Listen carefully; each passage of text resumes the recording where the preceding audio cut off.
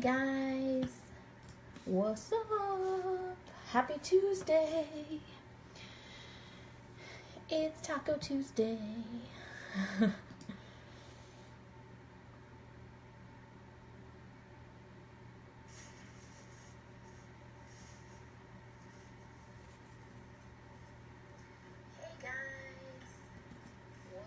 Hey Jenny, what's up? If you guys can say hello when you're here, that would be awesome. That way I know you guys are here. And Miss Elaine, how are you today? And Michelle, how are you? Yay! If you could share the video, that would be totally awesome. Would love that. Sandy, hello.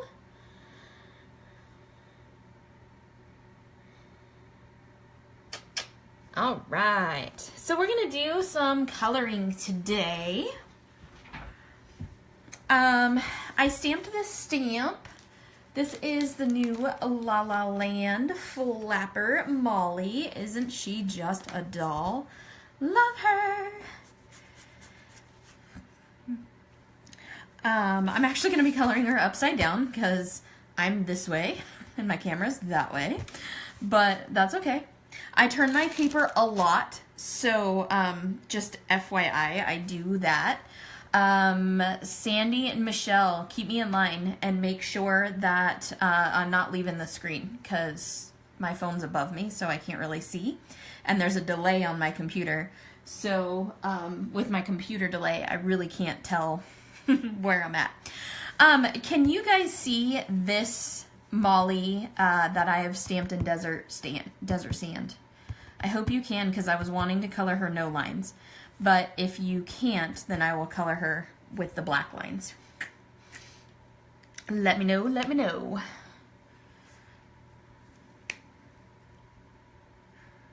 Hi, Miss Kelly, how are you? You can see her good enough, Elaine? Perfect. Then we're gonna go ahead and color her no lines.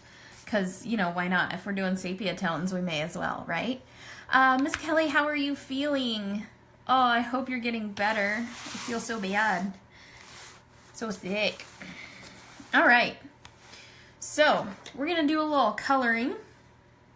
And we're going to do some sepia tone coloring just because I want to show you guys a little something different. And sorry about that. I probably just gave you guys a total earthquake. Earthquake!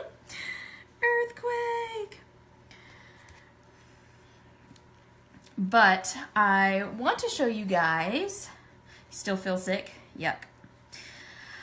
I am going to be using just a few markers here. The whole point is I want to show you guys different tones and different levels that you can do with the same amount of markers. I feel like she's way off to the side. There we go. So I want to show you guys different tones that you can do with the same markers because I know some of you are just starting out on your Copic collection, and I know that it's hard to collect a ton of markers really fast. So we're going to start by using a skin blend, and then we're going to do the rest of it in sort of a sepia tone with browns. Carrie, hello, hello. We're going to do like a sepia tone with browns. So I'm going to share with you the markers that I'm going to use today, and that way if you have any questions or anything, we do have markers in the store, so you can buy your Copic markers here. And yeah, so my skin blend today is this. Hopefully I'm on screen with it. Here we go. So my skin blend today, yay! RV95. This is kind of a pinkish skin tone. This is going to be for our shadows. E11, YR00, which is a little bit of a yellowish tone. E00 and E000. And I'll walk you through the steps of what I do with those. Then for our actual sepia tone colors, we're going to be using a lot of the 50s. So here we go. We have, hopefully you guys can see those, okay, E59, E25, E55, E53, and E50. RV95 is a scary color, but it's actually less scary than the E04 that most people use. So I like it because it's a little bit softer than the E04. It's not quite as harsh. Okay, so here we go. We're gonna start coloring Flapper Molly. You guys ready? Hopefully we can get through this. Well, this could be a marathon. I don't know, but hey, we're just gonna go for it and we're gonna see. So I'm gonna start by actually putting her in the frame. I pulled her like all the way to me so that I could color, but hey, you know. I'm gonna start by coloring her legs. The reason I do that is I like to color all the way up.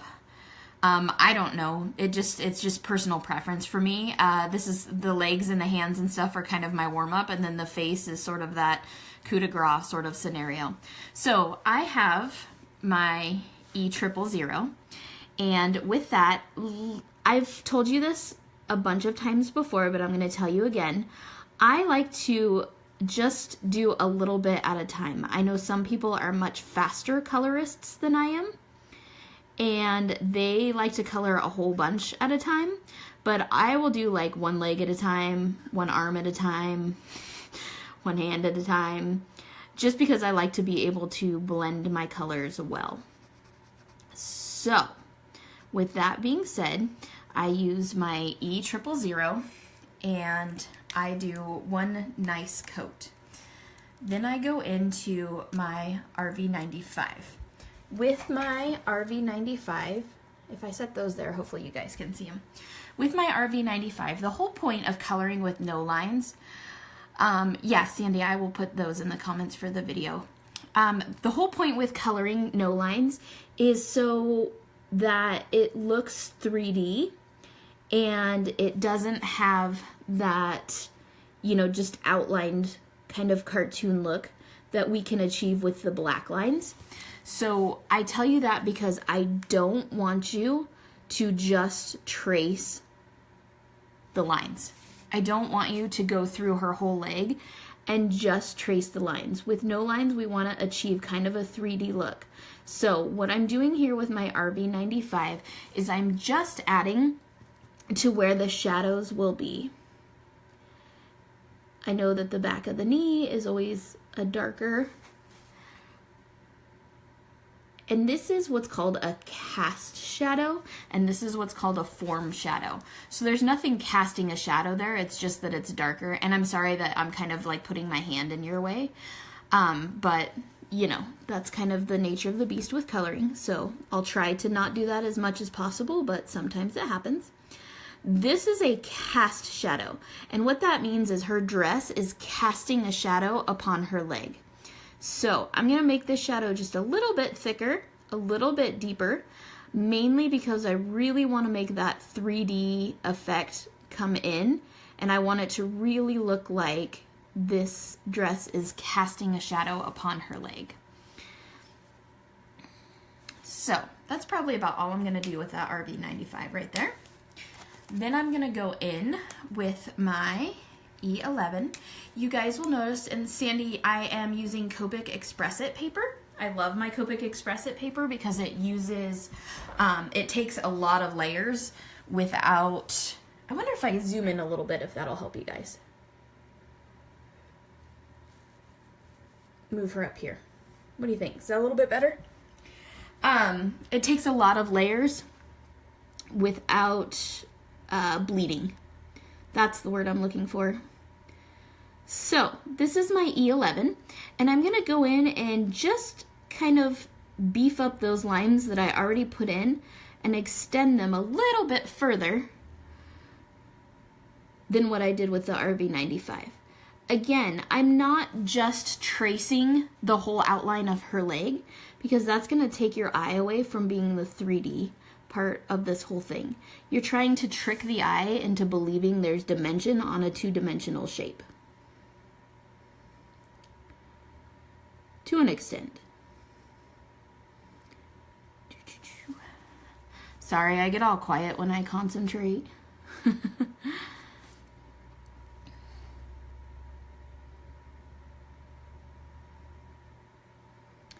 And you can see I'm just using kind of short brush strokes over the top of this, making these lines blend together because I don't want to be left with a harsh line. So that's why I'm using little brush strokes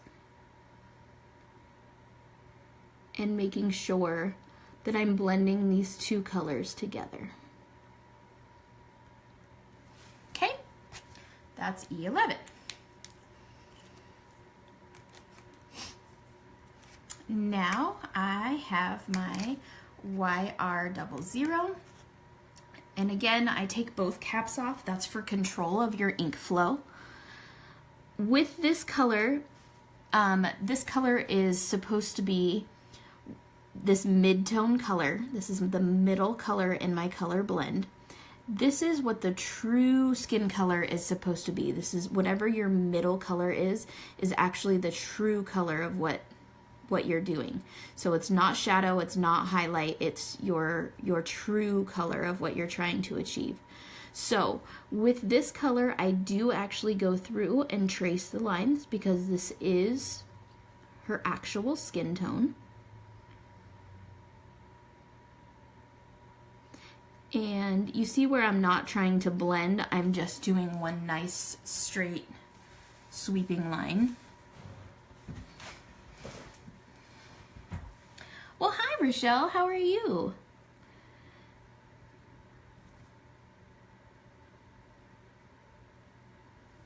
All right, so that's the YR00. Now I'm going into,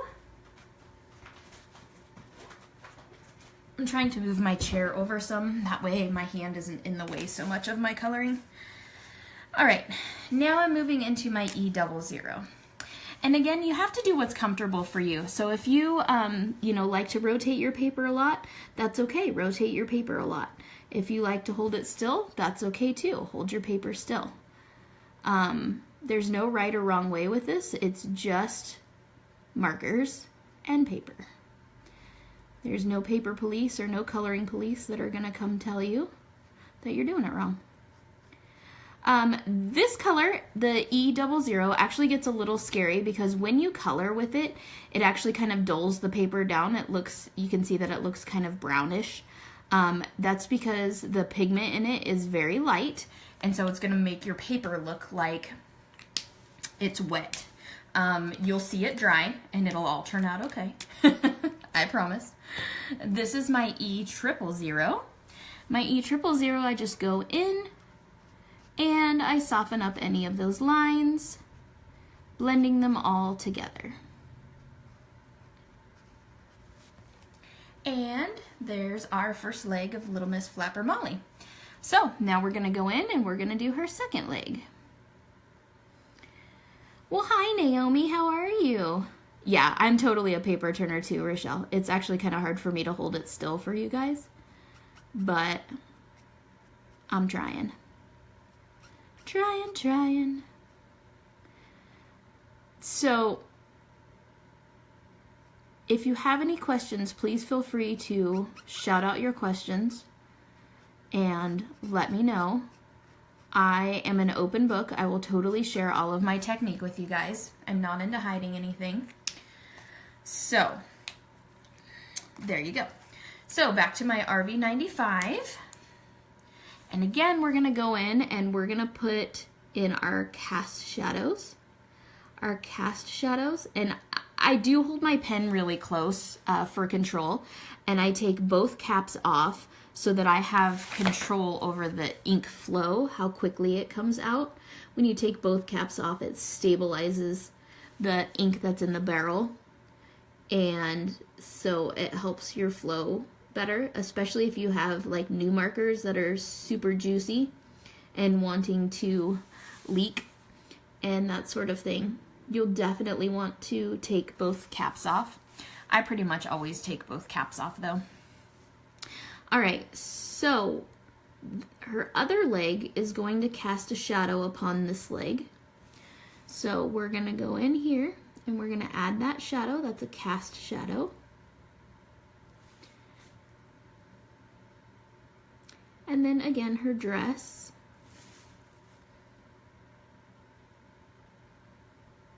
Her little shorty short dress. Woo woo.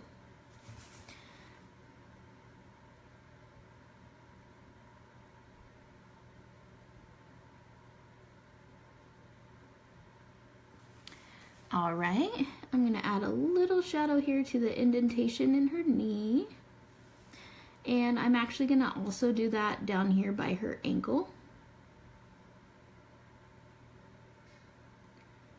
Just a little bit, okay? And again, our whole point here, I used Memento Desert Sand. That's what I used to stamp her. Memento Desert Sand. You probably want to see that better, huh? All right, so now we are going to E11. And again, I'm just gonna do nice little brush strokes here to soften up this line.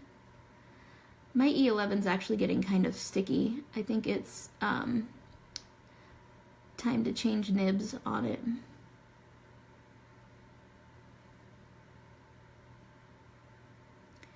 But again, we're going into these shadows. We're making sure that we don't have harsh lines. And in all honesty, guys, this is just familiarity with my markers. The first time you color, it's not going to be like this, I promise. But as Sandy so expertly said, do not give up on yourself. Right, Sandy? Because it takes all of us a different amount of time to learn. So the whole reason why, yes, I've only been coloring for just over 2 years now, maybe almost 3 years now, is just because I actually have time to sit at home and color. So, you know, if you color every single day, you're going to learn how your pens work and how to get familiar with your pens way faster than if you only color once a week, per se. So, again, this is my YR00. This is the actual skin tone that I'm trying to achieve. So again, this is what I'm going to actually trace over that desert sand ink in that I stamped my image with. So we're gonna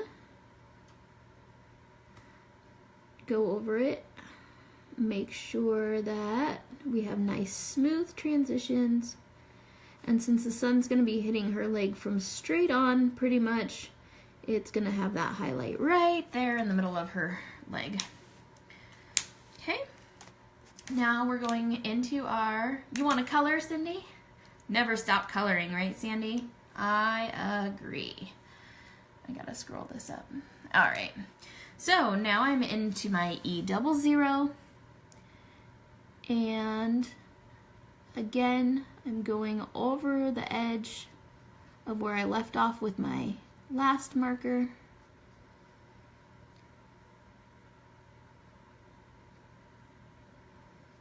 Softening those lines.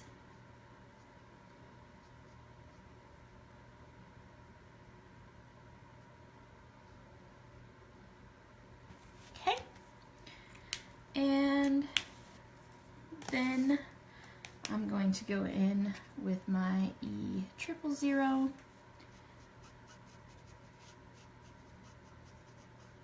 And I'm going to go into that highlight.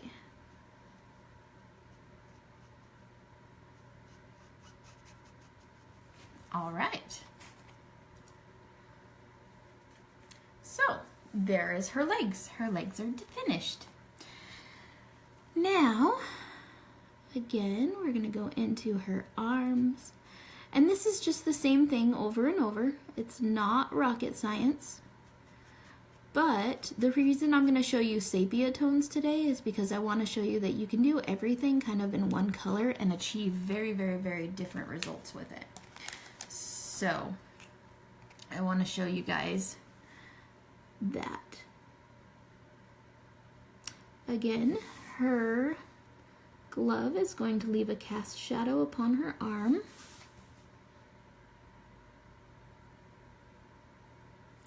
We're going to get all personal here and say that her armpit is going to have a cast shadow upon this part. Her dress is going to leave a cast shadow on that part. her face is going to leave a little bit of a shadow here on the top of her shoulder. And I always just kind of like to round out my shadows a little bit. I know that they can be harsh, but I like to just kind of round them out a little bit. Just my coloring style.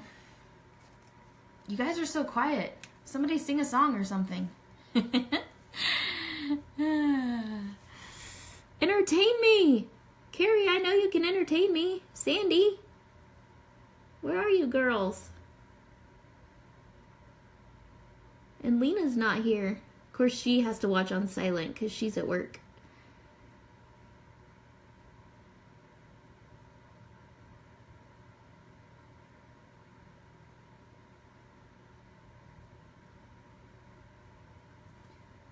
Yeah, my E11 is very sticky. Sticky, sticky, sticky.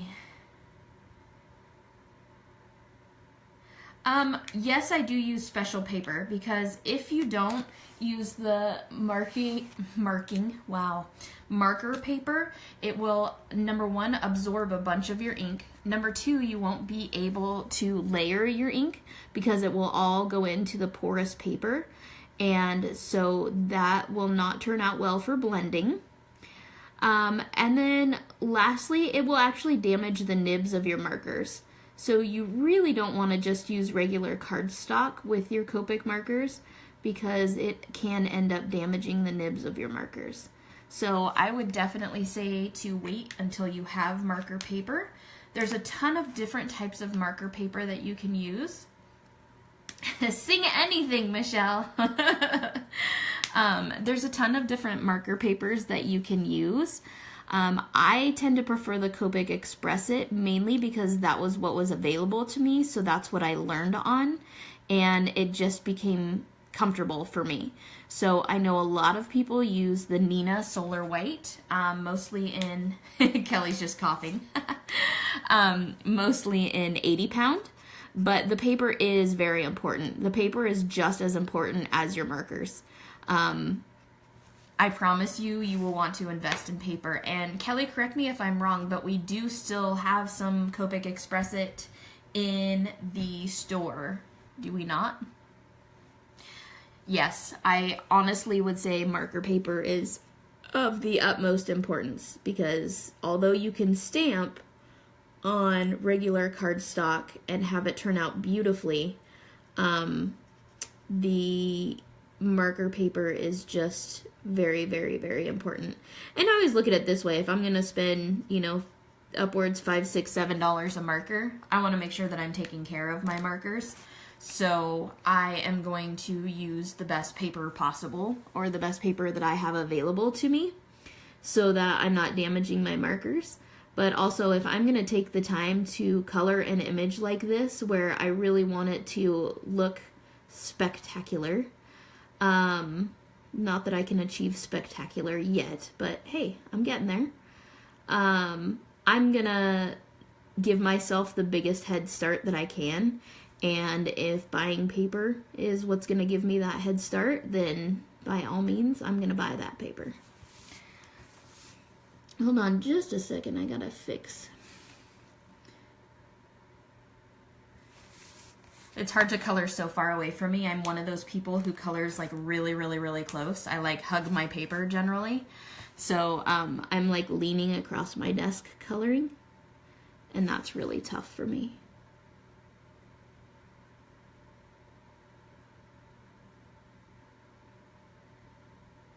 Alright, when we're done coloring this arm, we're going to do a little bit of marker maintenance. I hadn't planned on that, but my E11 is not good.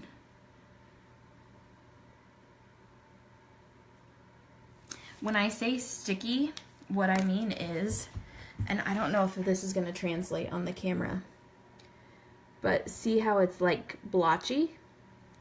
That means that my ink is getting sticky. There's a couple of things that cause that. A dirty nib is one of those, one of the things that causes a sticky marker. The other thing that causes a sticky marker is a nib that's gone bad. So obviously it's, you know, just been dirty and not cleaned, so it's gone bad. And then the third thing that can cause stickiness like that is if your marker is starting to go empty and starting to go dry, then that will also cause a kind of sticky texture like that as well. So we're going to grab some marker maintenance supplies, and I'm going to show you how to fix that, hopefully. If not, her face is going to be a different color. And that's okay, because maybe she's just wearing makeup. Art is all what you make it. And this is my zero colorless blender, because this started to bleed just a tiny bit. So I'm going to push that back in.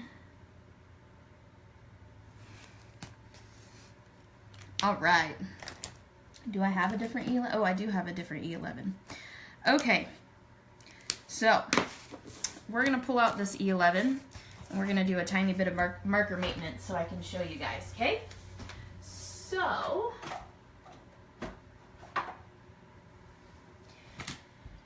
let me get my refill, and hopefully I can find my nibs, because I should have some spare nibs. Sandy, you were here. Where did I put them? Here they are. That's a bullet nib. That's a bullet nib. I don't want those. I want this one. See, I totally talk to myself. I hate sticky nibs too. Totally. Oh, Elaine, yes, I bet you do. I bet you pay a lot of money in the UK for that stuff, because it's a US product, isn't it? All right, so when you buy Copic nibs, this is how they come to you, in a little package like this. And the package has a little Ziploc bag. So what I'm gonna show you is, I'm gonna go like this, and I'm gonna take out, oh, and you can actually see, let me see if I can get this closer so you can see. Maybe. Trying to focus on it for you. I guess I can't focus on it. You can see the discoloration in the nib. So these are my tweezers. These are actually Copic tweezers. And so what you do is you never want to touch the nib. I mean, obviously I'm going to throw this one away, so I guess it really doesn't matter all that much. But you never want to touch the nib, so I just pull it out. What happens if you touch the nib is that the oils from your fingers will actually damage it before you ever get started. So you always, always, always want to use some form of tweezers or something along those lines in order to change your nibs. And then you just put the new one in there. Okay. Now, if you wait a moment, it will start to fill up. And I'm going to take this one and toss it. Maybe it'll start to fill up. That'll show you how dry my marker is, right?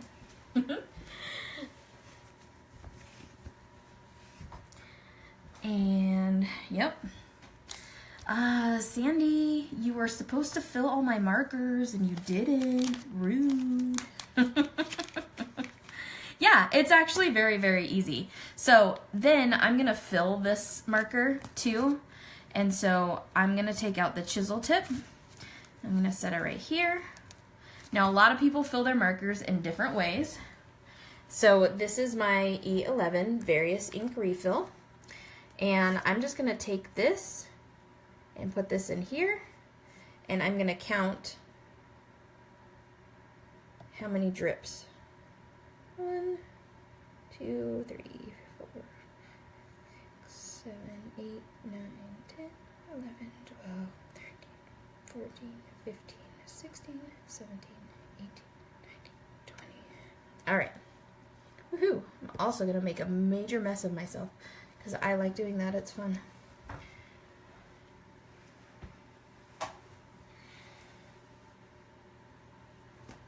All right, so then I'm going to put this tip back in here.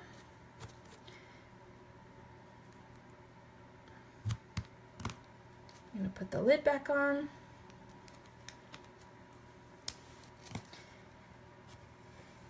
Maybe I just had a dry marker. Well, I have refills, silly. We also have refills in the store. So, how many drops do you use, Sandy, when you refill your markers? Because obviously this one was very dry. Yep, you can see it's starting to fill. I always fill from the chisel nib. I don't know why. It's just the way I was told that I needed to always fill from the chisel end. It's filling.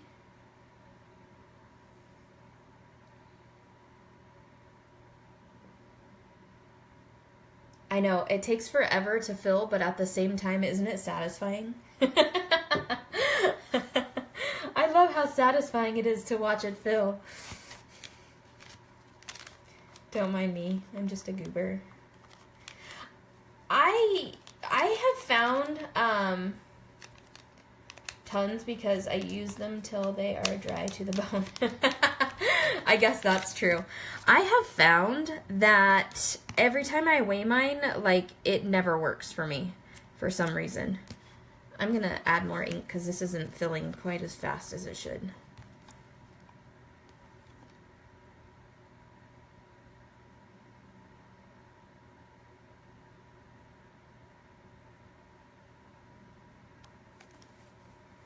All right, so all in total, I've put 35 drips of ink in here. So you can see that one of these refills is actually going to last you quite a long time. One of the various ink refill things. There we go. Almost there, almost there. Yay!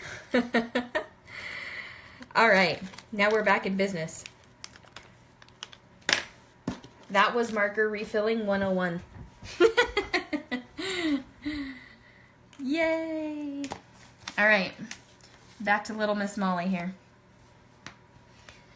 Now we're gonna do her face, which I'm afraid of now that I refilled my marker, so roll with me, pray for me, here we go. So I'm gonna start by doing her neck. Again, I like to do little pieces at a time, and I know that the face is very detailed, so I want to make sure that I can work while my ink is still damp so that I can get nice smooth transitions in my colors and blending. Okay.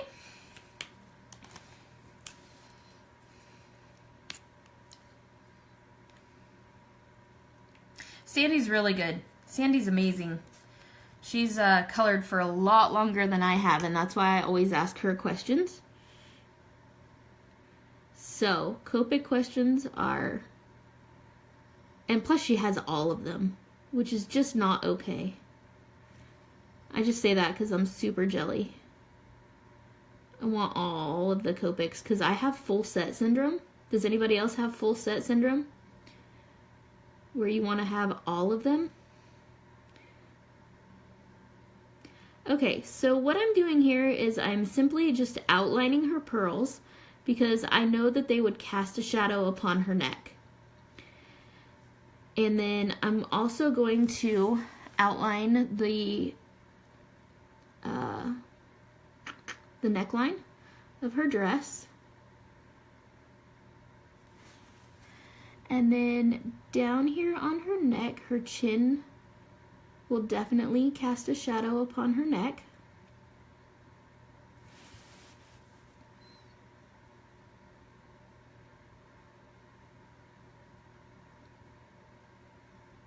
Hey Sandy, it's Taco Tuesday. Just FYI. We're doing steak tacos tonight.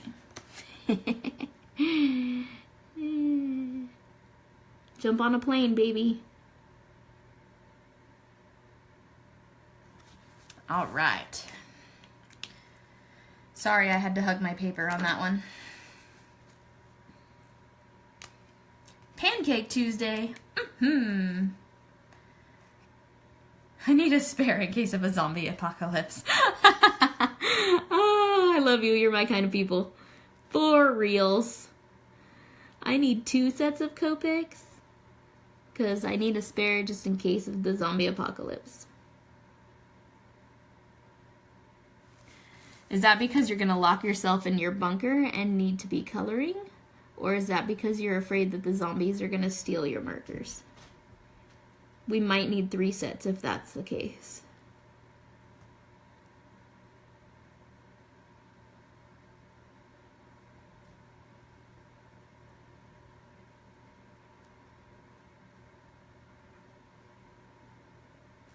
All right, so that was E11, and look, it worked so much better. It's not all sticky. Hooray! Yeah, we had chili con carne hours ago. Yeah, Elaine, it's probably nearly bedtime for you, is it not?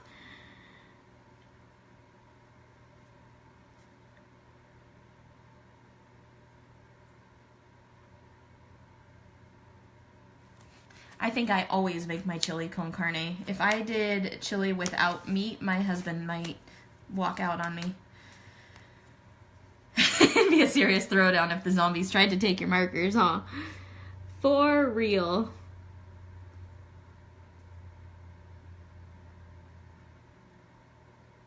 All right. Almost done here.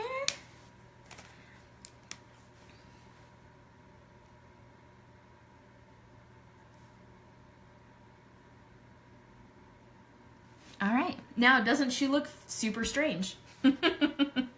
I bet she looks super, super strange. It's nearly 9 p.m. for you. Yes, Lena would be better with volume. Sandy, you're going to have to keep Lena entertained. She's probably like, what are we even talking about? Okay, so now with her face, we know that her hair is going to leave a cast shadow upon her face. Also her lips a little bit, and you see she has a nose here that we're going to kind of have to draw in some, okay? So, I'm going to start with my coat of E000, and I do this to just kind of moisten the paper and give me a little bit of an area to work on, you know, so that I can blend.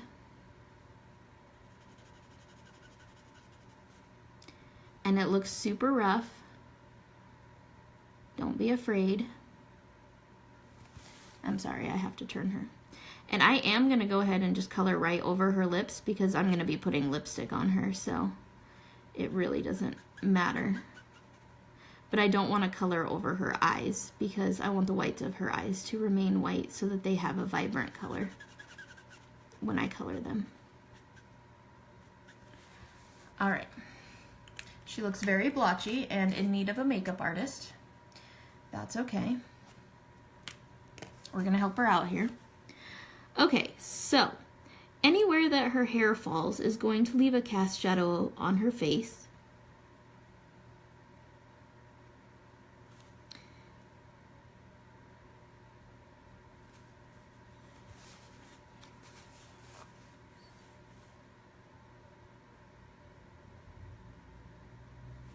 Yay, the mail is here.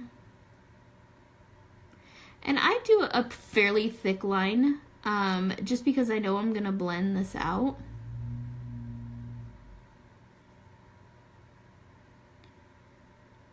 And I want that shadow to be there because I really want to show depth and dimension here. So that's why I'm doing a pretty thick line for the shadow. And it does. It looks super scary. Especially when you're first starting out and you're like, oh my goodness, what did I just do to this poor little girl? It's okay. Just keep going. It'll turn out all right.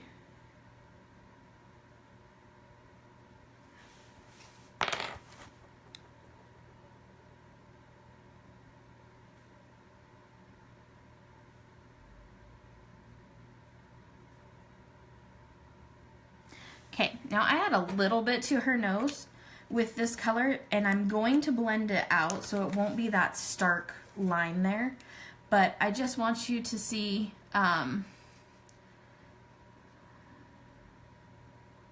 you've colored everything, Mercy and Luca. I am the makeup artist, Michelle, you are right. All right.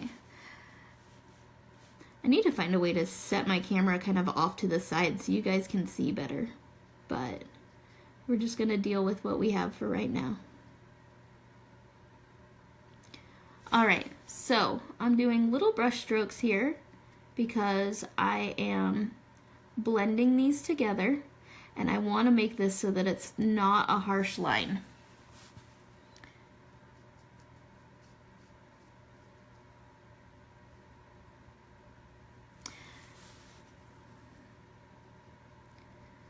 Your shadow is going to be much darker than anything else, and that's okay, because think about like when you're looking at a photograph of somebody and you see like they're standing under a tree or something like that, and you can see the harsh shadow line, and that's okay. That's, you know, that's the nature of what we're actually trying to achieve. So having a line that shows that shadow is okay because it's going to show dimension.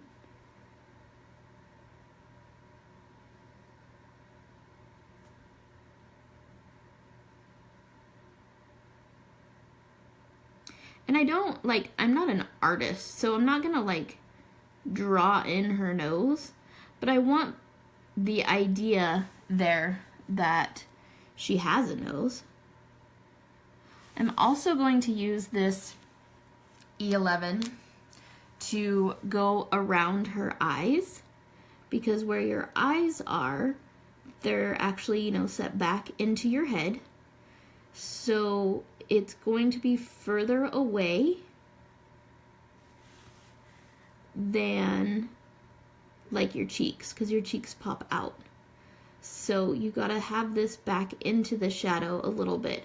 And again, these are just tricks that you're gonna learn in order to achieve that sort of 3D look that we're going for.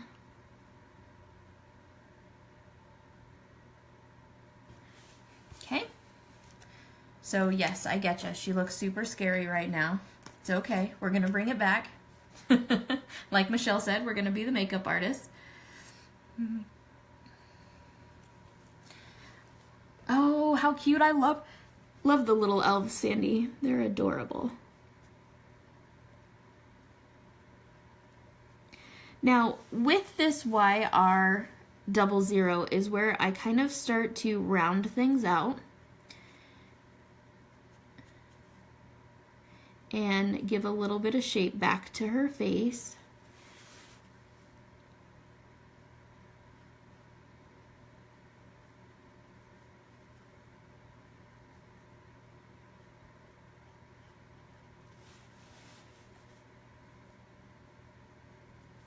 And again, everywhere where we put a shadow before, we want to make sure we come in here.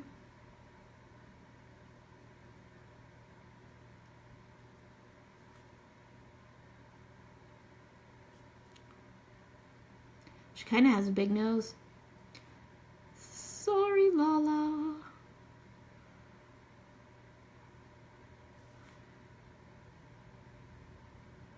I accidentally gave her a big nose today. All right, now we're going in with our E00, and again, we're smoothing these out, we're blending them together.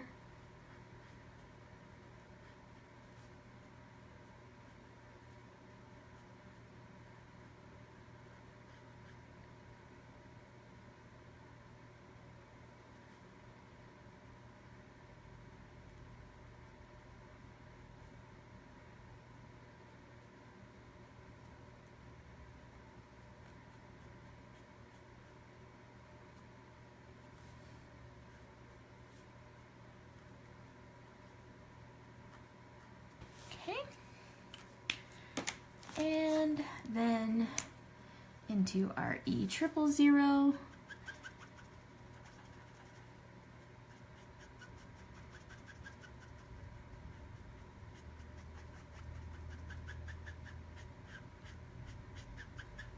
I think my E000 is gonna go dry.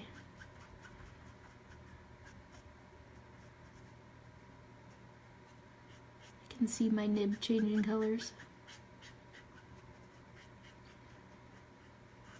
Okay, now I do like to come in with my R20, even though this is going to be a sepia tone, and I do like to give her a little rouge on her cheeks.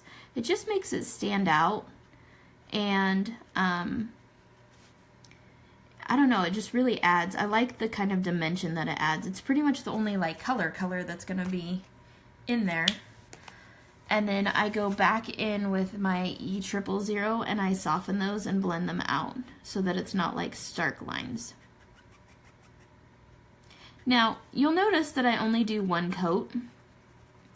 I know a lot of colorists do more than one coat. I like to do one coat. If I do more, every once in a while I do more, but I don't know. I just prefer to do it in one coat. So sometimes I do more, sometimes I don't, but I like to try to achieve the look that I'm achieving in one coat and not have to go back into it anymore. To me, it tends to overwork the paper. They used to give you the color combos on their pages. That helps so much in the beginning. Oh, yeah. Oh, yeah. Okay, so this is the back of my paper. So honestly, if you don't have this kind of ghosting through, was it you, Sandy, that said, if you don't have the image on the back of your paper, you're not doing it right? Well, that's about right. That's where we're going. So there's a couple of different ways that you can do like a sepia tone photo, and I'm going to let you guys choose. I can either use my W series, so it's a little bit more of a black and white, or I can use my E series, so it's more of a brown. So would you guys prefer to have that warm gray tones, or would you guys prefer to have E's where it's more of a brown, you know, brown and yellow, kind of more true sepia tone? You guys let me know. I'm going to get a quick drink of water. You want E-tones, Sandy? Michelle, E-tones? Okay. All right, here we go then. We're going to go for the E-tones. Now, I will tell you that even though I'm using the E-tones, I am going to use one of the W's. So I'm going to start by doing her hair. The reason I use one of the W's is I use my W9. And the reason I do that is because I want a very, very deep shadow in her hair. There's going to be a lot of browns going on this, and that W9 is a warm color, so it still has a brown base to it, but it's going to add that darker, deeper shadow to her hair, and I want her to be a brunette. So I'll show you what I'm going to do, and we're going to get working on her hair, okay? So E59 is where I'm going to start. Like I said, I'll go back to that W color. Rihanna, hi! So E, everybody says E. All right, so what I'm going to do with the hair is, in contrast to what I do with the skin I work in small portions. The hair, I kind of go all out because I don't necessarily want these to blend together. I want them to kind of dry in between my layers. So I'm going to go around and I'm going to add shadow with just these like little sharp motions, and I'm gonna allow my wrist to do the work for me by picking up the pen as I move. So I'm just gonna add these little tiny, I know some people call them flicks. I don't know, that never really sits well with me for some reason. I don't like that term, no idea. And I'm going to go around wherever there's shadow. Again, this is the same thing as we're going to be working on our cast shadows. So anywhere that her hair would cast a shadow upon itself, or her headband would cast a shadow upon her hair, that's where we're going to want to do this little motion. The point is that we're trying to make the hair look like there's a bunch of strands of hair. Now, the longer you color and the longer you do this, the more skinny and fine these little hair strands are going to be. So when you first start coloring, don't worry that they're thicker or that the hair is coming out a little bit thicker. That's okay. It's just, again, like I said, familiarity with your markers and how much that, how much that you've used your markers that you can control them. Okay? So it's totally a control thing. Anywhere that I see that's going to be a shadow, I'm going to do these little strands of super, super dark hair because that's where the sun will hit it the last. And so that's where I want to make sure that it's the darkest.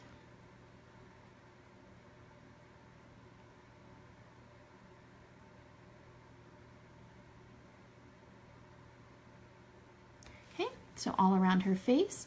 This curl right here is going to cast a shadow on this curl, and the same with this one's going to cast a shadow on that one.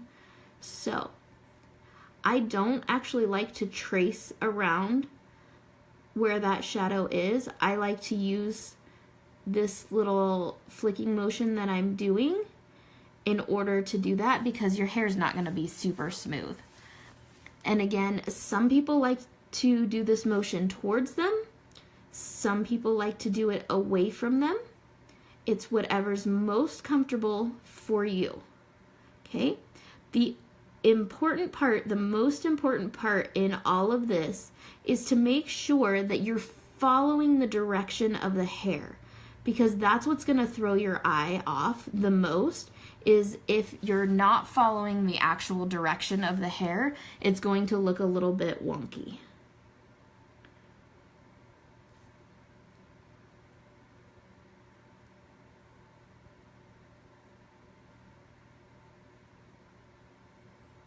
You'll notice that I do this both towards me and away from me. That's okay. Like I said, again, it's whatever you're comfortable with.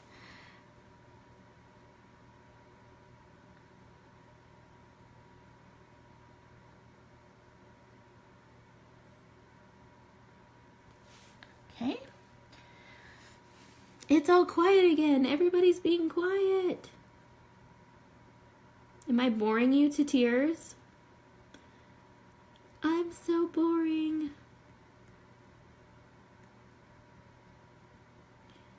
Michelle, if I keep boring them, you're going to have to start singing to entertain them all.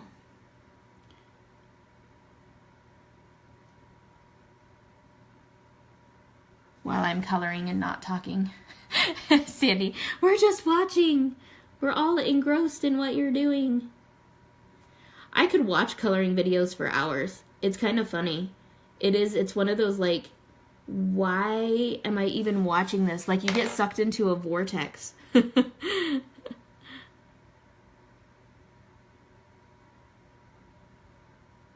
All right. And again, we're going to start up here. I'm going to go around her little headband.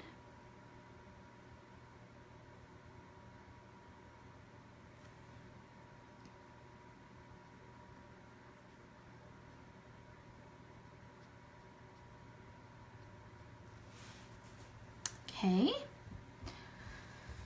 this little piece of hair happens to be behind. And the more familiar you get with your markers too, and the better you get at doing this, the actually like more involved you'll be able to get with doing her hair. So what I mean by that is you will start finding shadows in smaller places and being able to pick them out. If that makes any sense. So like, see this little shadow, like her bangs are in front of that. So I picked that out as a little shadow and put it in there. Before I would have never done that.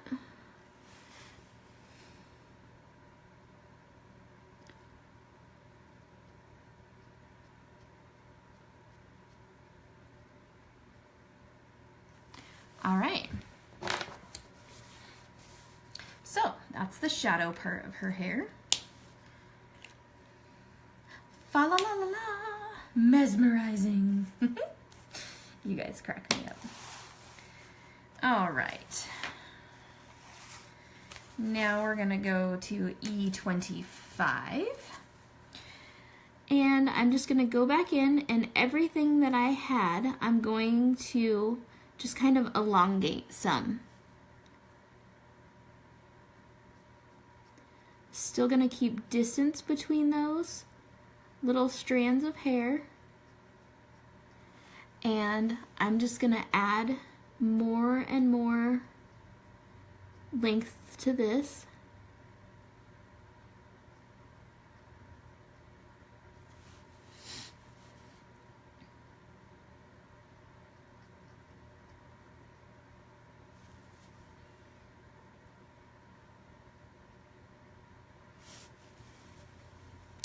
Now, I'm adding this right here because this part is curved away from the sun, or where the sun would shine. So the sun would hit this part first. So this is further away, is what I mean. So that's why I'm coloring it dark.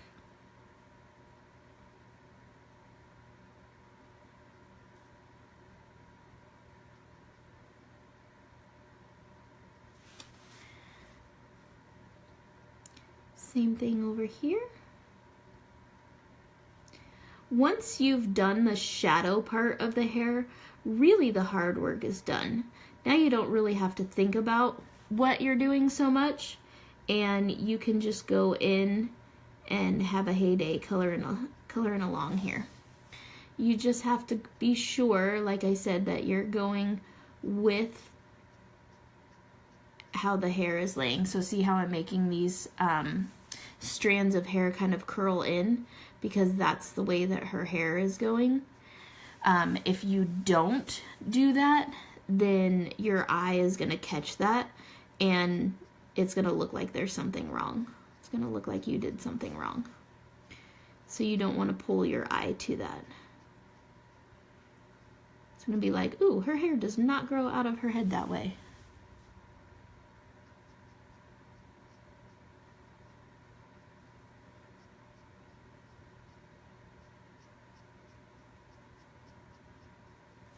Now I do like to go heavier with the shadows towards the bottom, just because I know that the top is where the sun's gonna hit. Okay, that was E25. Now we're gonna go into E55.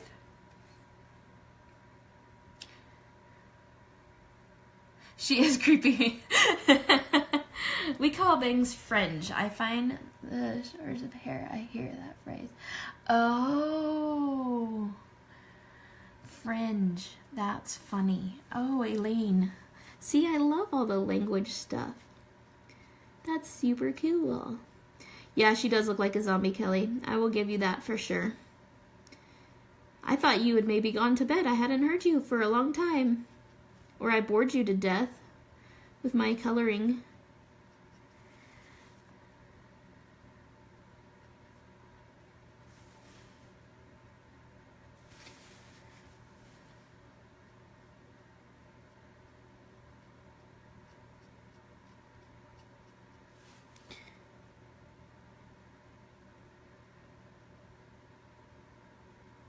I don't know why, but every time I see this little girl, all I can think of is that song from Gwen Stefani, I'm So Fancy. Does anybody know that song? Michelle, sing it for me, baby. I won't sing it for you guys. I promise. But it's always in my brain when I see this little girl. I'm always like, oh, I'm so fancy.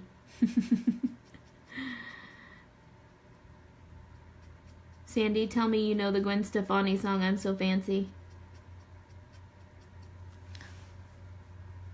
Busy organizing my craft room, and Andy is out for a run in the snow. Yuck. I don't want to run in the snow. It snowed here yesterday, but it's all gone this morning. Thank goodness. I'm over winter. So done with winter. All right, now I'm at E53. And I'm pretty much going to color in everything with this. And if you notice, I do leave a little bit of white still visible.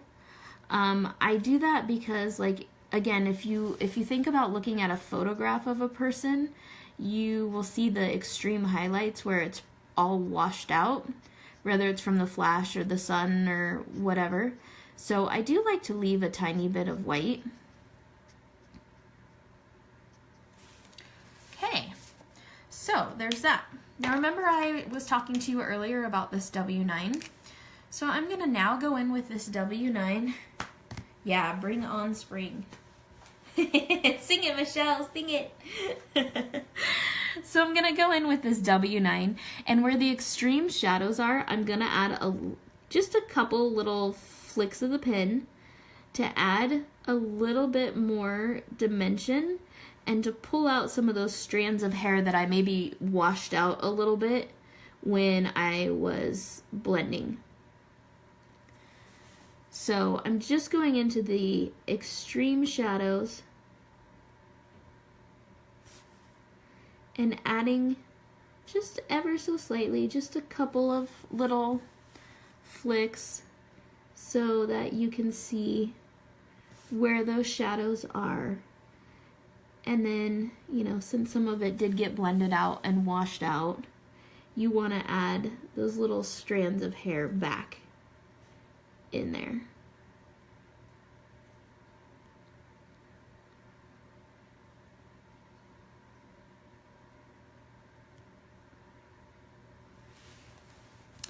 And I think that this just creates a lot of texture and extra dimension that you normally don't get. And sometimes I will tell you I do get a little bit overzealous with this.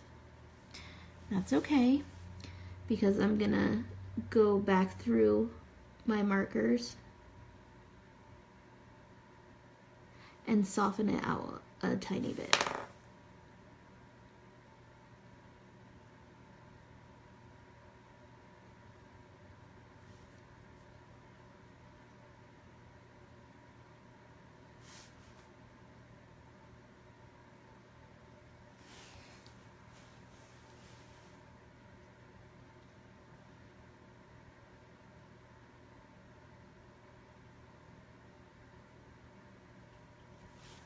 All right, so see how much dimension that W9 just adds to it?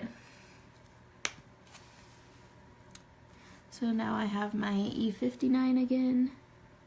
And hair does take a long time to learn. And I spent a lot of time just stamping out images and coloring the hair and then tossing them in the bin.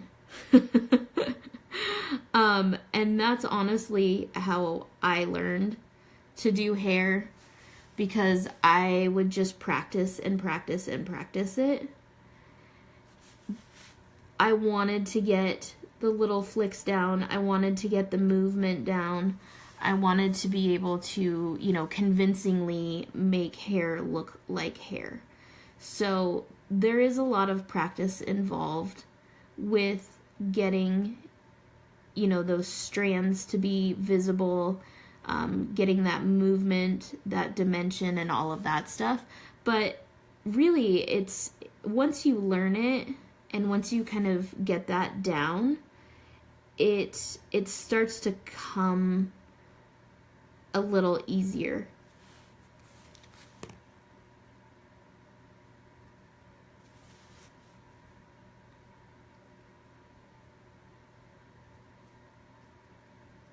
So, again, it's an exercise in not giving up on yourself and not giving up on your coloring and just continuing to play.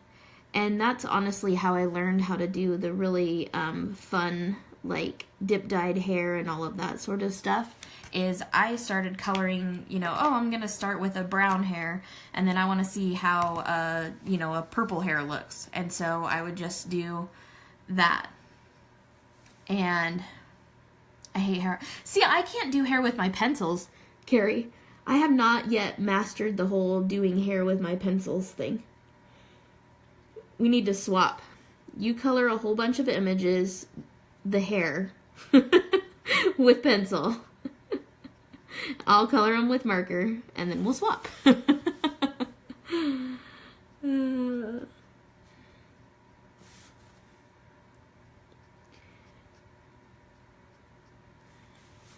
I'm just not super good at pencils yet.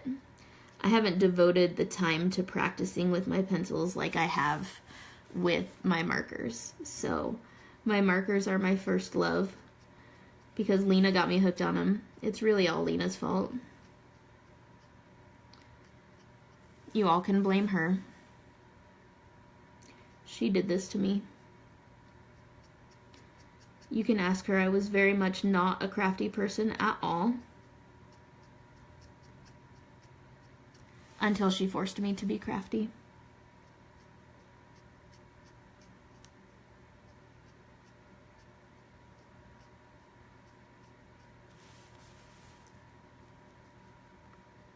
So you can tell when I go over this the second time that it's deepening her hair and it is making her a darker hair color. And that's okay. Oh, you use Copics and then you add with your pencils. I haven't figured out how to do that yet either. Somebody needs to do a video on that so that I can learn.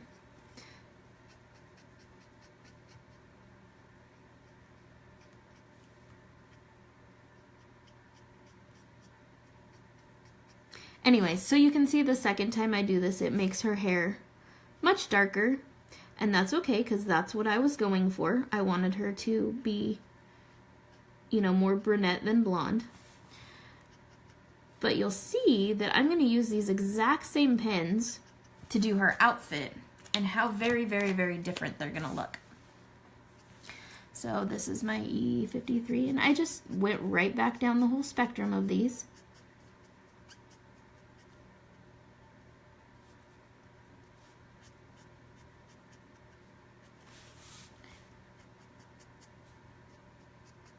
All right, there's her hair. What do you think? Sorry, going off camera, sorry.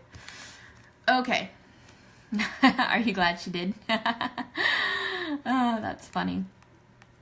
Okay, so now we're gonna start with doing her shoes. I want her shoes to be fairly dark, okay?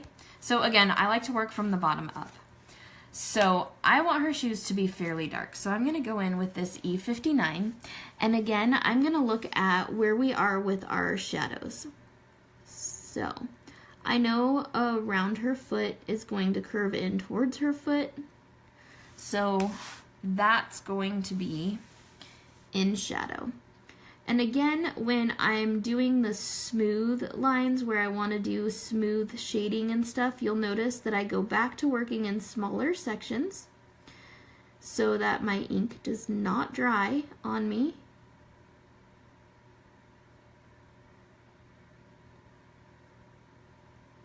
And again, the whole point of coloring no lines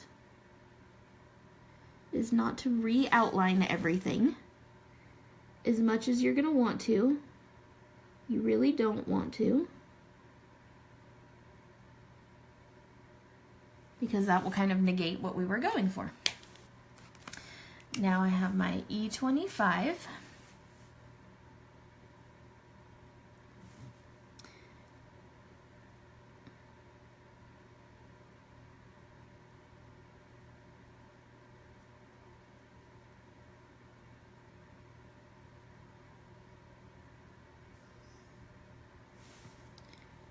And I'm just going over that darker line.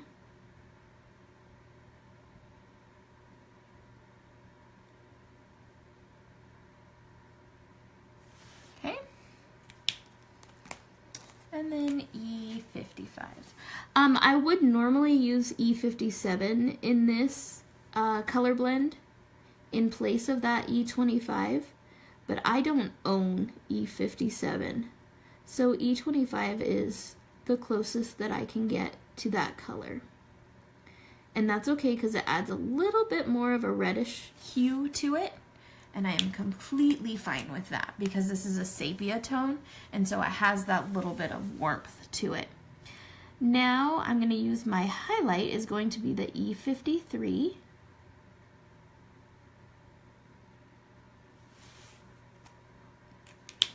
And there we go. So now we're going to do her other shoe. Go back to the E59 And again, just go into where the shadow is going to be.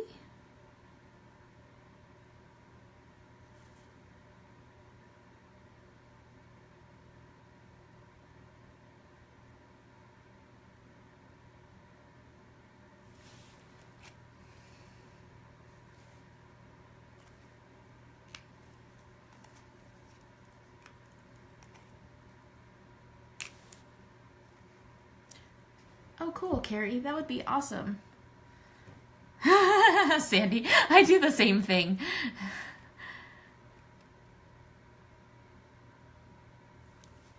You're funny. Yeah, I totally am. I do the same thing where I'm like, oh, I'm trying to tilt it so that I can be watching it closer. Or you move it up to your face so that it zooms in more.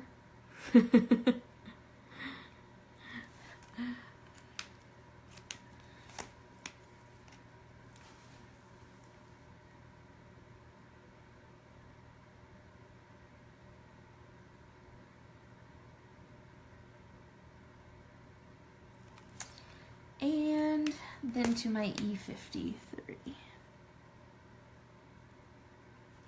Okay, now, with her dress, I want it to be slightly lighter, okay? So I'm actually going to only use the lightest 3 markers that I have, which is E55, E53, and E50. I want her dress to be a different tone than what her shoes are. So that's why I'm only using 3 of my 5 markers.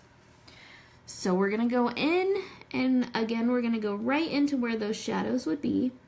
But since I'm only using 3 markers instead of my traditional 5, I'm going to be a little bit more generous on the shadow. And I'm probably way off screen.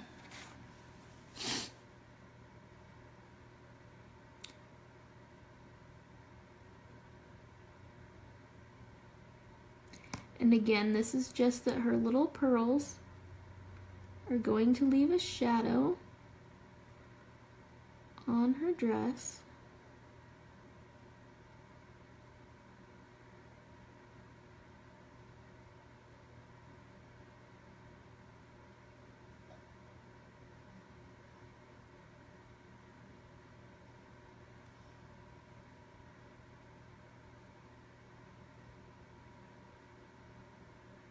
Ooh, I'm concentrating really hard. I'm not even talking.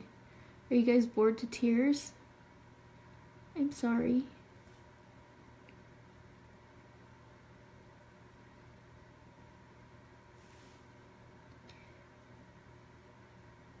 Now, I also know that her dress is not just going to lay flat across her body like that.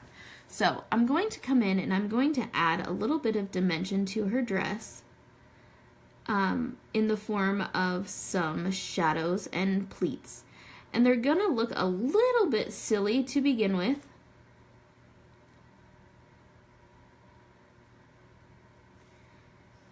But once we get them colored out, they'll look just fine.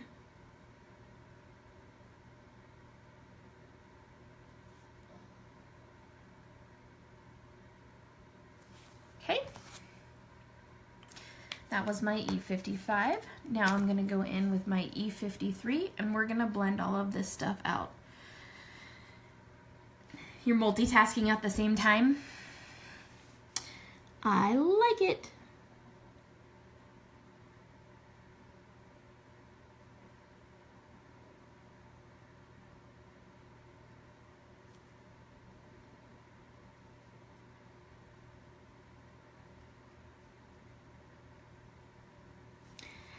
Then I'm going to show you guys some tip-to-tip blending.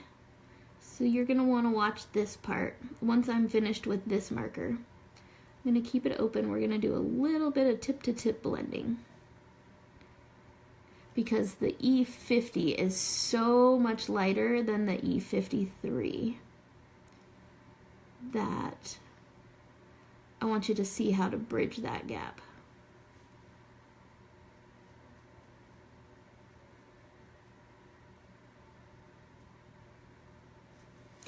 especially for those of you that are just starting to collect your markers and you don't have everything in the color scheme, tip-to-tip blending is a really good method to use, and it won't ruin your markers because these are alcohol markers, so they're not going to, it won't ruin them to tip-to-tip blend with them.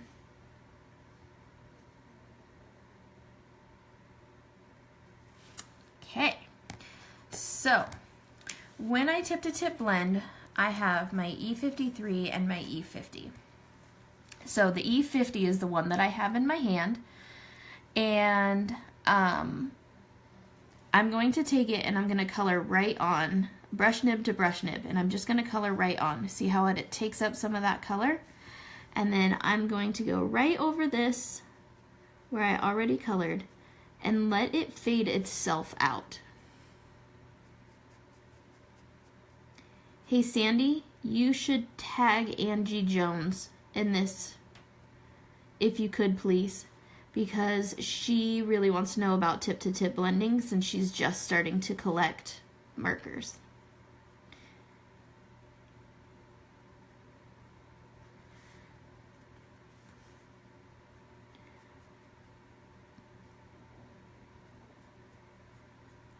All right. And you just blend down as if this was its own marker.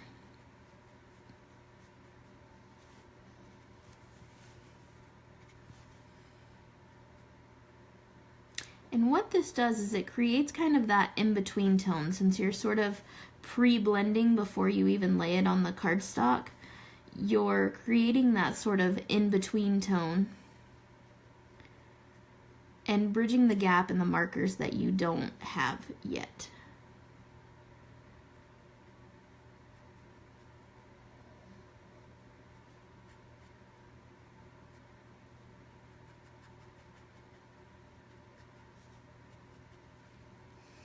Done. I have to go. Thanks. Have a great day. Oh, see you later, Carrie. Yes, Naomi, we are going to leave this video up.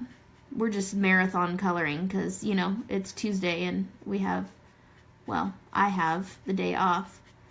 So I normally wouldn't do so long a video, but I decided, hey, let's just color the whole thing, right? Okay. So now that I'm done with my tip-to-tip blending, the one little side note that I'm going to share with you guys is that in order to make a highlight, I'm going to get my colorless blender and I'm going to add a couple brush strokes where the sun would hit and make it a little bit lighter. And the colorless blender doesn't actually blend, it's sort of a misnomer. It actually pushes the pigment away. So it will just kind of disperse that pigment out. Aw, Naomi. Oh, Jenny, good. I can't wait for you to see to color her again. I can't wait for you to see her again. Yeah, apparently, guys, I need more coffee. 2 cups is not going to do it today. So if anybody wants to coffee delivery, let's do this. So you can see, even though I use the exact same markers that I used in her hair, it looks like an extremely different tone, right? And I use the same markers in her shoes. And again, it looks like a very, very, very different tone. So do you think that we should have her gloves match her shoes? Or do you think that we should have her gloves match her dress? Anybody? Anybody? Anybody? What do you think? What do you think?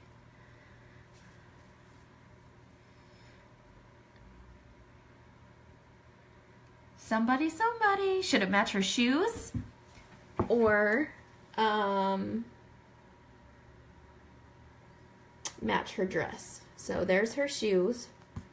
So we could have her gloves match her shoes, or we could have her gloves match her dress. Shoes. Shoes. Shoes. Can't see them. Shoes. Shoes. Shoes. Can't see them. Shoes. All right, here we go. We're going to have her gloves match her shoes then. So E59 is where we're going to start. Again, I do like to take both caps off and knock them over promptly after I do that, because that's part of my charm. And I'm going to go in, I hope you guys can see this, I go in with just the very, very, very tip of my brush, and I try to do a nice thin line. I kind of have to hug my paper though, so apologies if you can't see what I'm doing.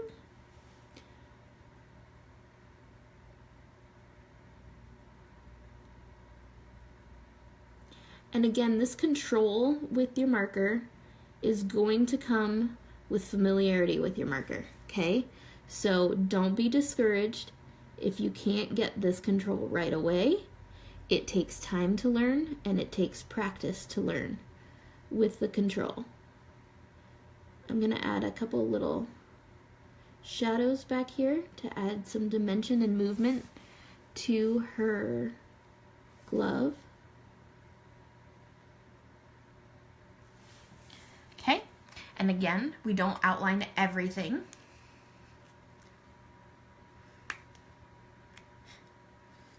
I can't get the cap back on my marker. Sandy, do you have markers where the caps only fit on one specific end, or is that just me? Since you have them all, you know. I figure you're the authority to ask on that one. Okay. Now, with this, I just go over the dark, but I'm only going on the bottom part where her fingers lay together, because she's probably going like this, and so this one would leave a shadow on that one, and that one would leave a shadow on that one, and so on and so forth.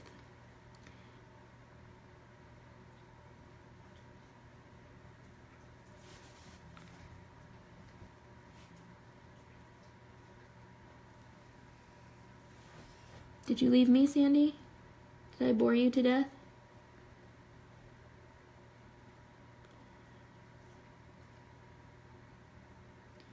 It's so weird because I feel like I'm just sitting in my house talking to myself. Like, I know you guys are here, but let's all be real. Not like I don't talk to myself anyways, but, you know.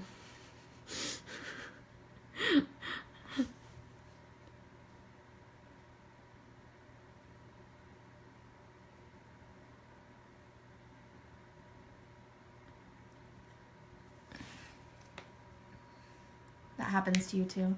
Oh, good, Michelle. So I'm not the only one who have markers that like the cap only fits one end. However, if the ink builds up on the pen, it won't go on or come off easily. Well, see, these markers, I don't use my 50s a whole lot. And so that's why I was wondering, because I have a couple of markers that, you know, like even new, the cap only fits one end. So if you pull it off of the chisel end, it has to stay on the chisel end. Like when you try to put it back, it doesn't work on the brush nib side. It only works on the chisel side. And I know this because I take both caps off so much that, you know, it became readily evident to me that that was a thing. I was like, that's so weird.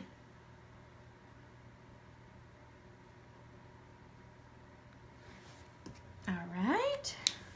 Now, I'm going to do a little bit of tip-to-tip between E55 and E53, mainly because the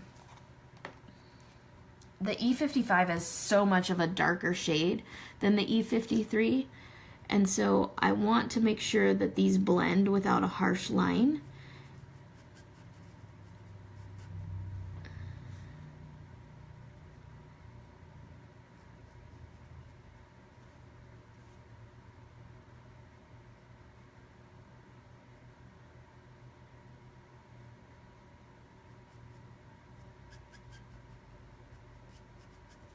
There we go.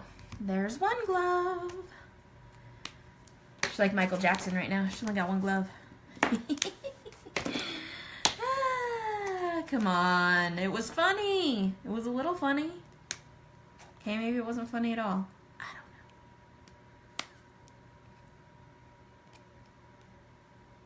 I don't know. Maybe it's a little gunky, Sandy. Maybe you're right.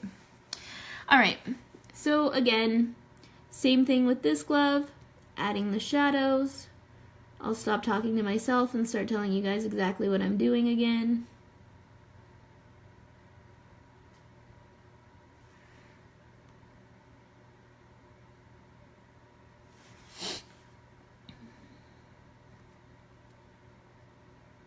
It takes a long time to color an image.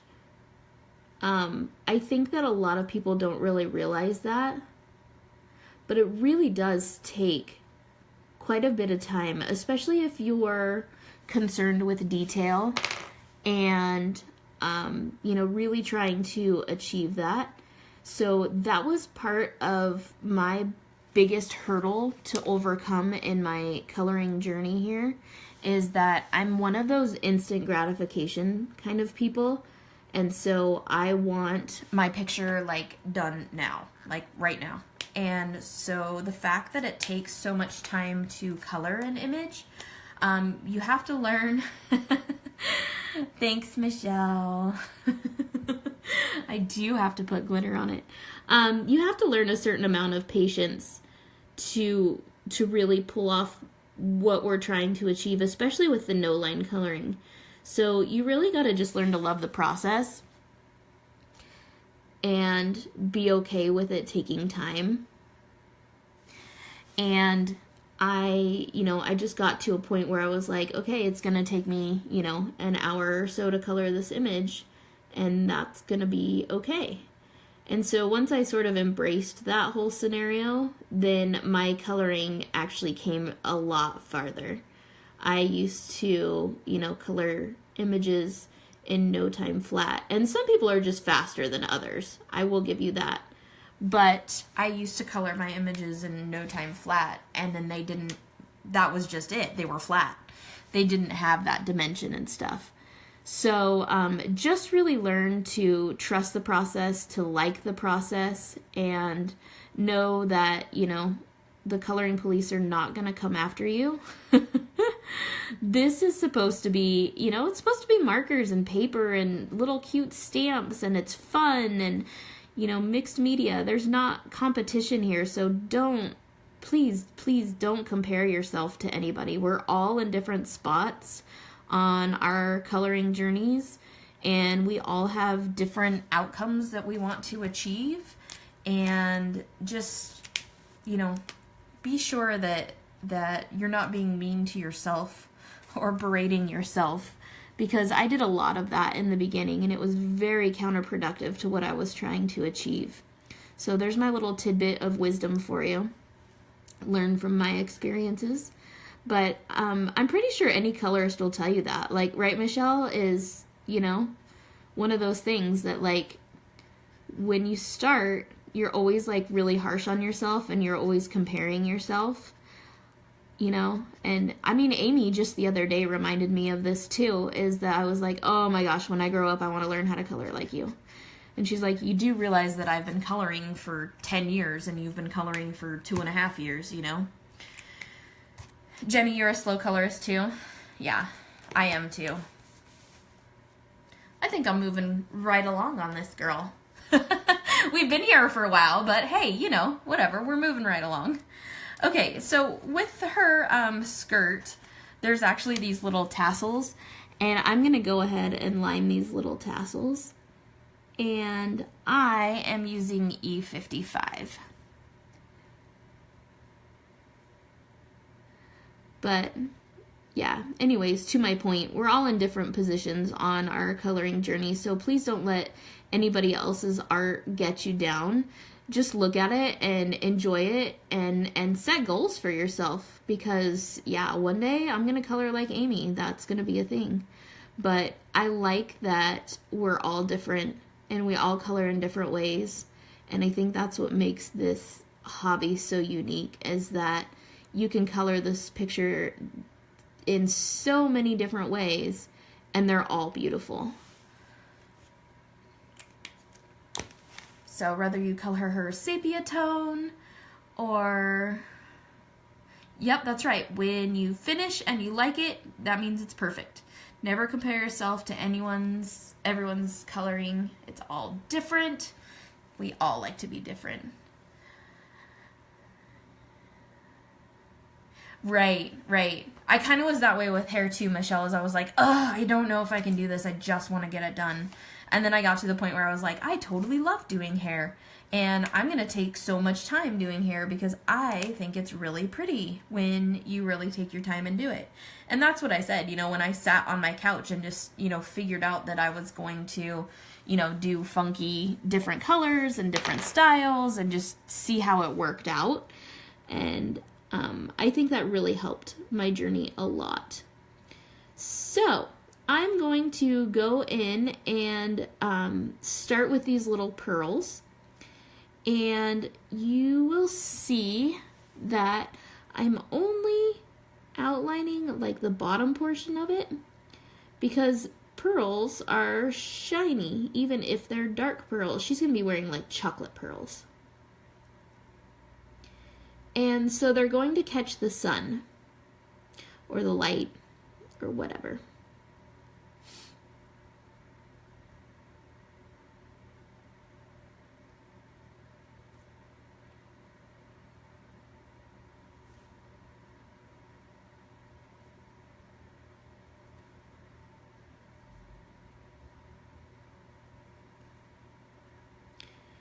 And I'm not all that great at color theory, just so you guys know, at light source theory and all that stuff.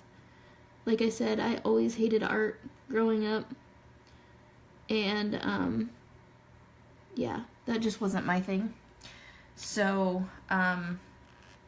there's classes out there for light source. And if you're really concerned about light source, then I would definitely say it's worth your while to learn about light source. But I'm going to tell you that I hated art and I never had anything to do with light source.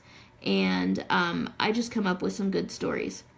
So, if my light source is off, it's because she is a dancer in the 20s. And she's in a ballroom where there's lights hitting her from every direction. So we have more than one light source, and that's just how it's going to be. See, I make myself laugh. Hilarious. But again, the marker police are not going to come after you and say your light source is messed up. Or your light sources are conflicting.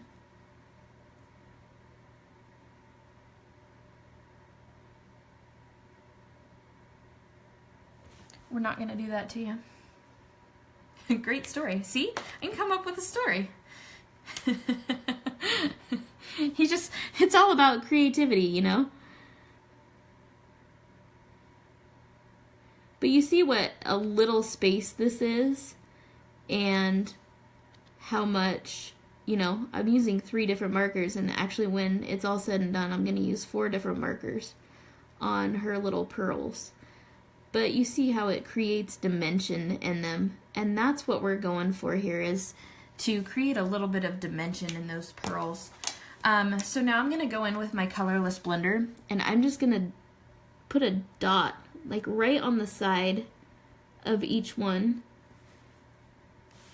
I'll show you like that. And what that does is it pushes the ink this out like that.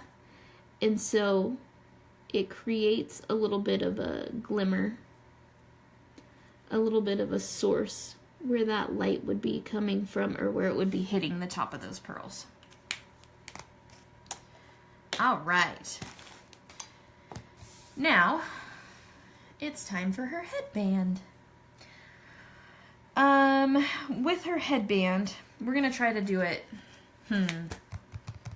what should we do? Her headband should be really light, like her dress, huh?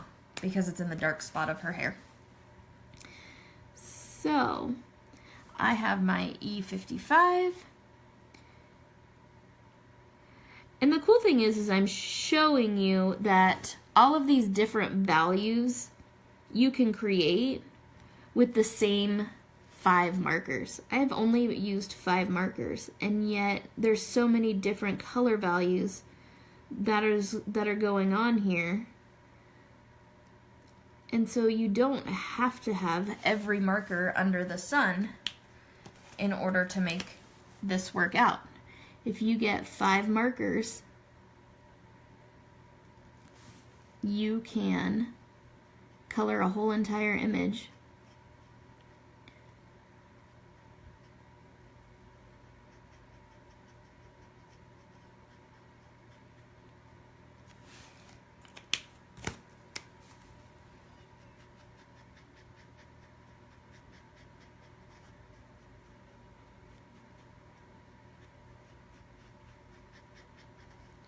Or if you're like Sandy, if you have 500 markers.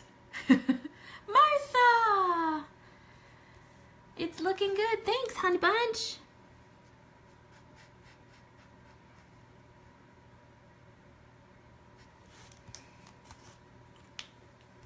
All right.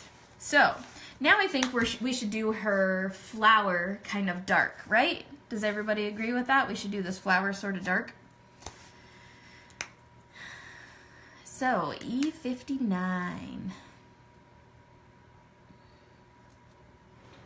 Yes, you agree I should do it dark? All right. So, the way this flower is, if I'm looking at it, whoa, I'm just like earthquaking the whole thing right here. Apparently I need more coffee. And it's almost time to go pick up my kiddo, so I gotta hurry. So the way this works out here is that these to me are sunken in, and the white part is the middle. So what I'm actually gonna do is I'm gonna show you is I'm gonna do like these little hash marks all the way around like that, because I want to create some texture in this little flower to set it apart from her hair. I don't want it all to be the same weight. So I want it to have a little bit of texture to it.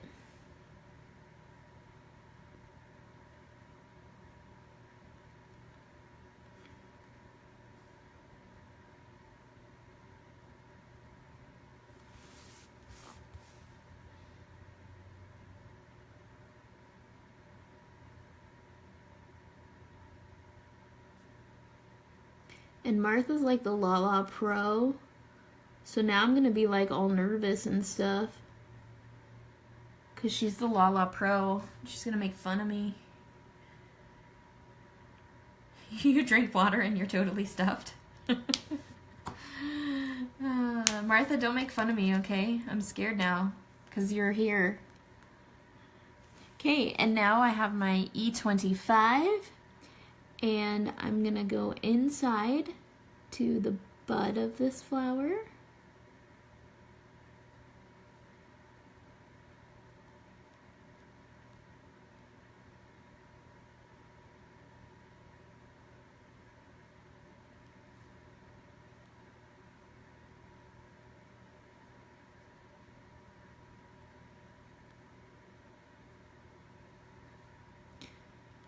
I have to color the eyes or she's gonna look like a zombie. Can't be leaving you guys with a zombie looking girl, can I? Martha would totally make fun of me. Are you kidding me?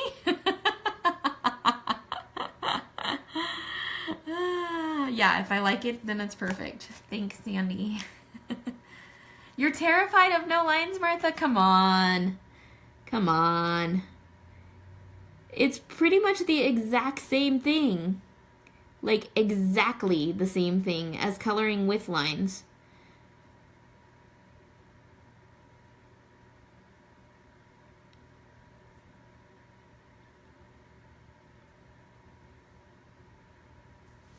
All right. And now we have E53. Sandy, you're going to be disappointed on the eyes here because there's not enough room for me to do my trademark eyes.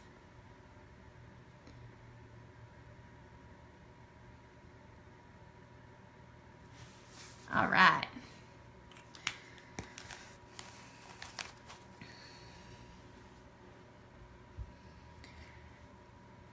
Time for TV and wine. I am TV and wine, right, Elaine?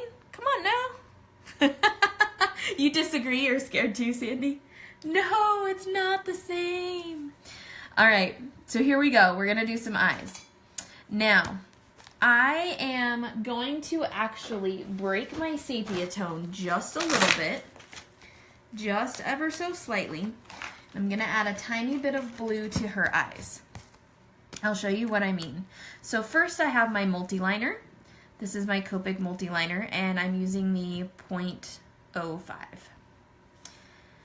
Okay. As long as she doesn't look like a zombie when we're done, we're gonna be fine. Okay. So I'm going to go in and I'm going to color or outline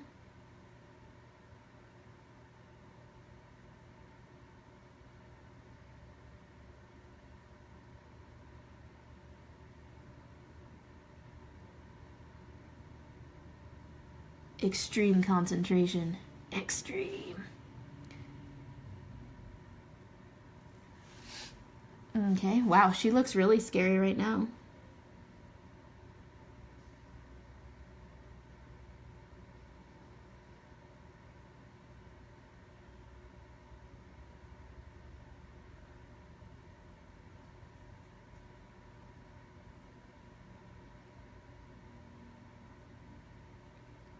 Scary. Okay, so there's her pupils. Time for a song. I know, right? Because I had to like hug my paper and all that good stuff. I'm going to take the same multi-liner and I'm going to add eyeliner.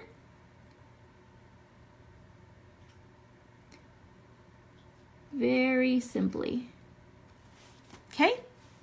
And I'm going to do that with both eyes. Obviously. Because you don't want to leave the house with only eyeliner on one eye. Not that any of us have ever done that before, right? Okay, now I'm going to add some eyelashes.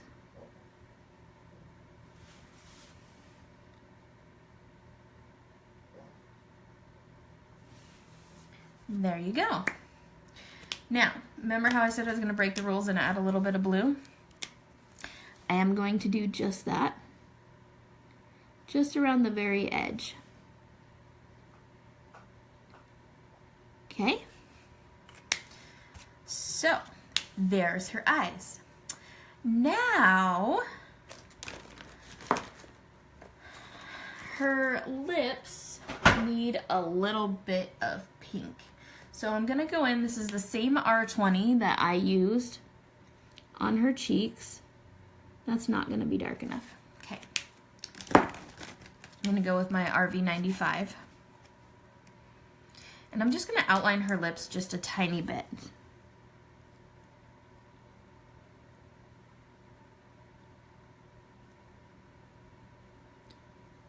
Time for a song again, Michelle.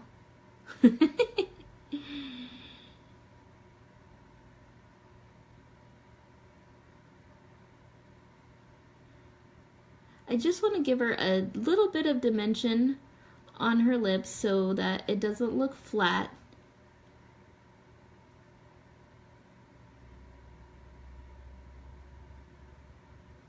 Okay. And then I am going to come back in with that R20. And mind you, I'm using all of the same things that I used for her skin tone. And I'm just going to blend this just a tiny bit.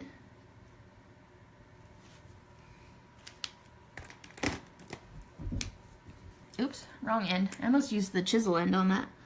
That would have been bad.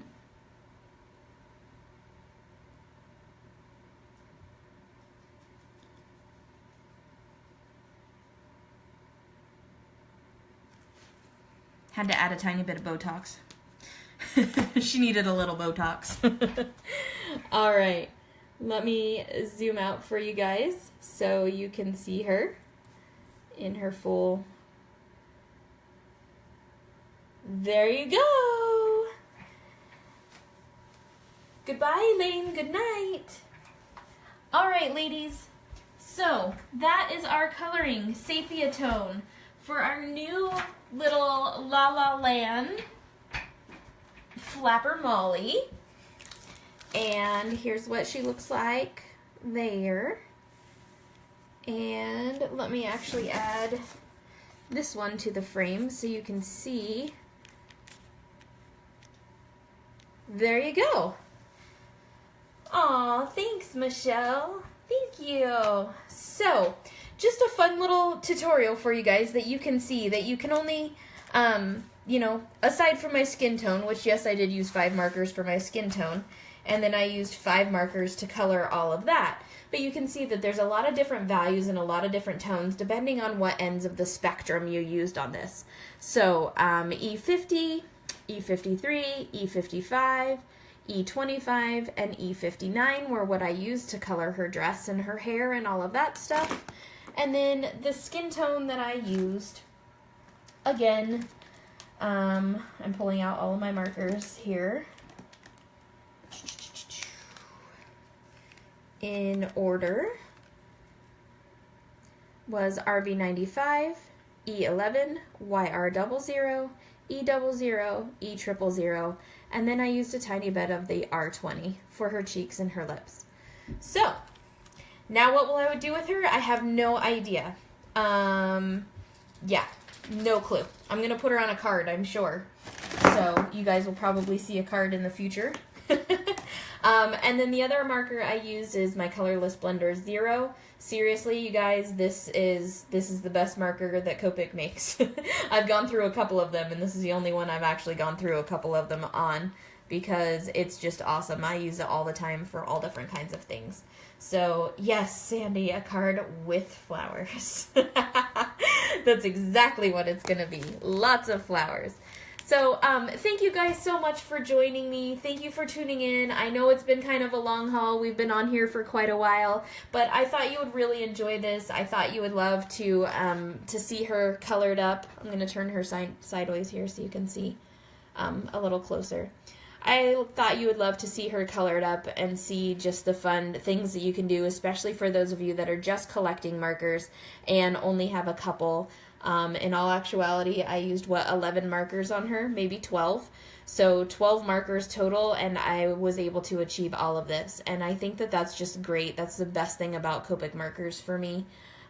So thank you guys so much. I appreciate it, and I will see you guys on Saturday. We have a lot of cool stuff happening. There might be a sale. Shh, you didn't hear that from me. So anyways, I will see you guys on Saturday. Also, don't forget we have an Anything Goes challenge happening right now. You have until the 20th at midnight to enter. Anything goes, so just anything, use something from the store, even if all you have is Copic markers. Use something from the store and throw the link on there. There's a, what's that thing called? Yeah, an album. That's what it's called. There's an album where you can enter into the challenge, and we will be picking a winner and announcing that on the 21st. So, yay! I will see you guys later. Bye!